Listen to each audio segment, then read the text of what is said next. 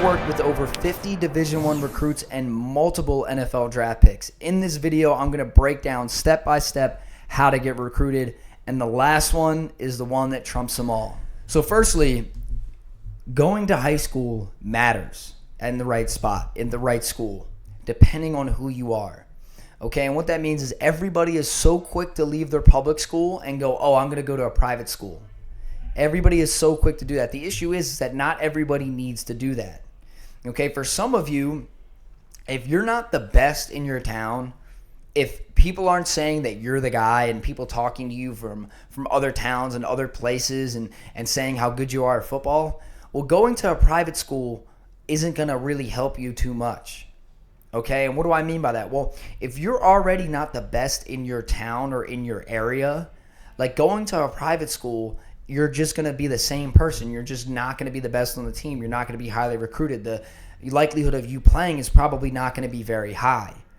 Okay, but if you're a top tier kid in your town, in your area, like I'm the best on my team, like when I'm playing against other kids, they know who I am. Adults and coaches talk about me. They want me to go to the public school or private school. If you're that kid, well, then going to a private school makes more sense because you're in a higher level of football for the most, right? Not all cases, but for the most cases. And this isn't an end-all be-all either, right? This is kind of varies from person to person and public school to private school in the area that you have. So ultimately, what you're going to do is you want to look to see who and what have actually come out of these public schools or these private schools.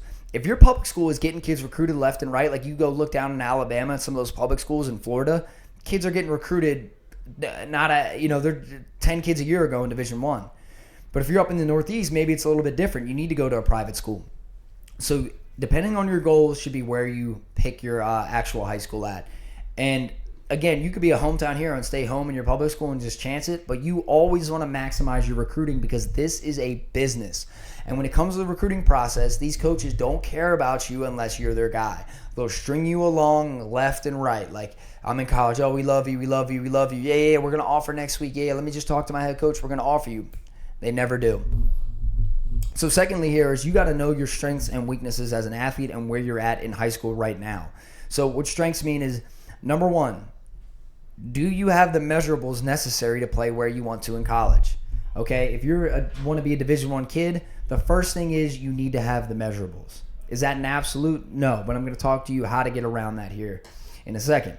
But the first thing that you're going to be looked at as is, do you fit the measurables of the staff? Meaning, what do they recruit for their positions? If you don't fit those measurables physically, the only way to get around that is to be unbelievably athletic. Okay, and not unbelievably athletic on the field, but unbelievably athletic testing. Because when you go to get recruited, the coach is paid hundreds of thousands of dollars to teach you how to play the position. He is not there to teach you how to run faster or move better. And an easy analogy for this is if Deion Sanders was your DB coach right now, he told you he took his brain and put it right into your brain and gave you the body position and control that he has.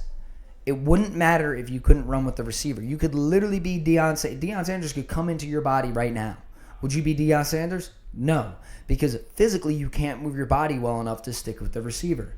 But if you're in high school and you can run with any receiver in the country because you have a fast 40-yard dash and you move well and you accelerate and all of those things, a college coach can coach you up on how to play technique, right? On how to jam, on how to set your feet, on how to play leverage, all of those things. But he can't teach you if you're too slow. And the same thing goes with all of these positions, okay? If you play offense, defense, whatever, you need to either A, have the measurables, or B, have the freakish athleticism at your position. Now, you see kids every year. I don't know how recently they've done it, but Ohio State almost always has a defensive lineman that's 5'11", 6 foot on their roster. Way undersized for a Division I defensive lineman. But why do they get recruited? Because their burst is unbelievable. Their hands are unbelievable. The way they move and how explosive they are is top tier A class. Better than the kids who are 6'2", and 6'3", and 6'4", and that's how they got into the door. And you look again in the NFL, like there's ranges of measurements, but they're not end-all be-all absolutes. You see guys who are undersized all the time, and the guys who are undersized at the NFL and at the next level are guys that are freakishly athletic. They won through athleticism. I talked about this in a previous video. Your currency as a football player to get recruited is the amount of space that you cover or create.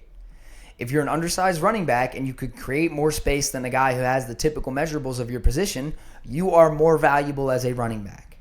Okay? And the same thing goes on defense. If I'm playing middle linebacker and I'm undersized, how do I cover more space? I have to athletically move better than my competition in order to cover more space, i.e. Devin Bush, middle linebacker, undersized, extremely good sideline to sideline, right? And that's how that happens. So either you fit the measurables and you continue to build out, or you don't fit the measurables and you have to focus athletically. That's as simple as it goes. Now, when you're looking at this, you need to look at things from a multi-year plan depending on where you're at. If you're in 8th grade, you need every single position, you need to first focus on moving better, okay? And that goes for defensive line. I just coached a kid. He's at Ohio State. He plays defensive line at Ohio State. He early enrolled as a 17-year-old. He's 17 years old, early enrolled at Ohio State. Why did Ohio State take a 17-year-old defensive lineman from South Jersey? Well, he had the measurables, and he trained with us from 8th grade until now. He still didn't even graduate high school yet. But he trained with us from 8th grade till now. What did he get his measurables up to? 10-foot broad, 32-inch vertical leap, 1.7 something in the 10 at 280 pounds, leaving to go to Ohio State.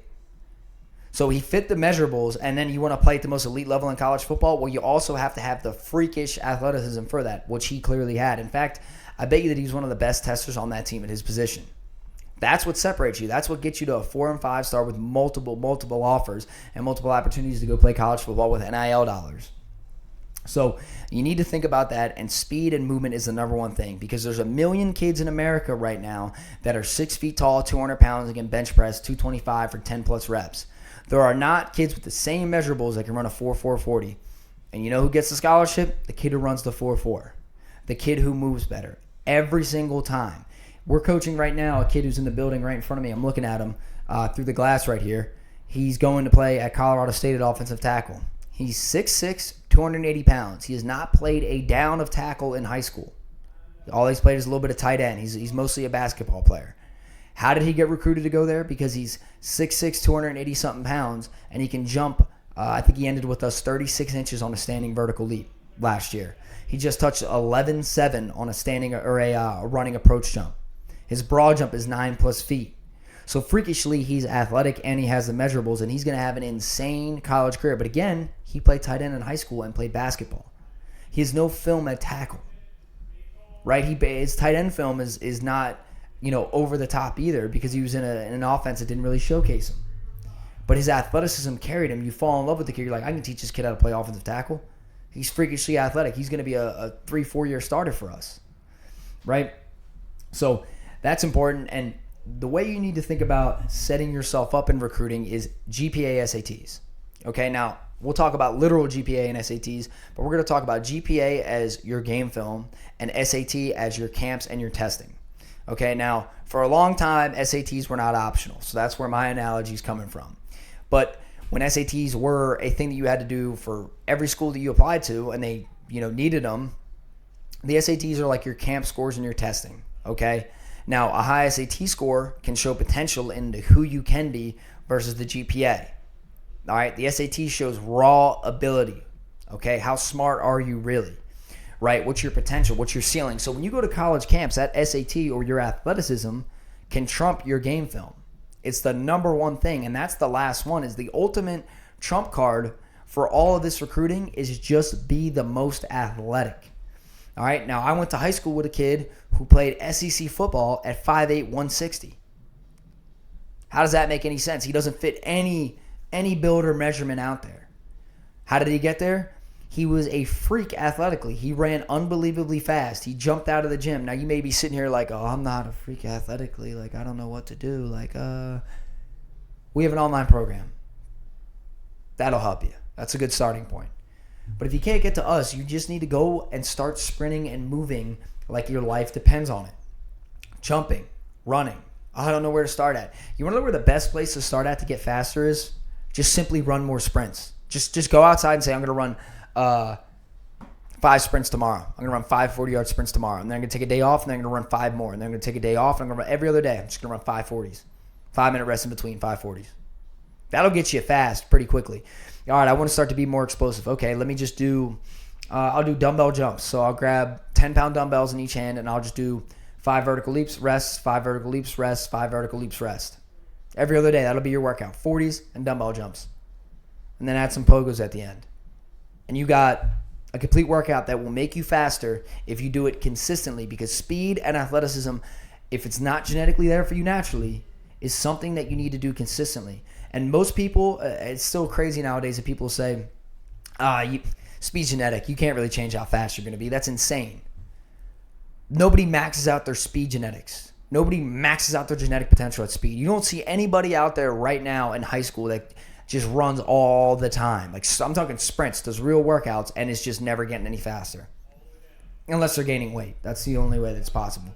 So if you want to beat all of the recruiting odds here, be the most athletic. Now, here's a little bonus too.